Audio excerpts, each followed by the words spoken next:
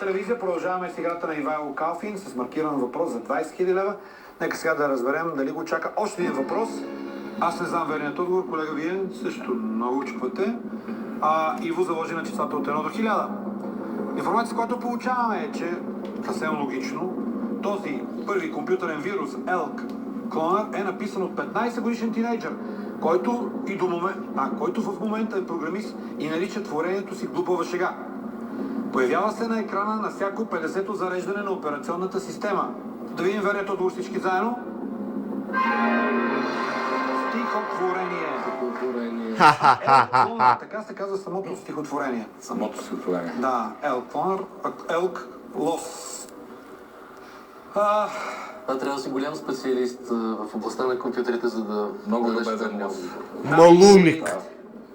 Все пак след вашата игра, нека да обобщим какво се случи тук, тези два поредни дни, понеделник и сряда.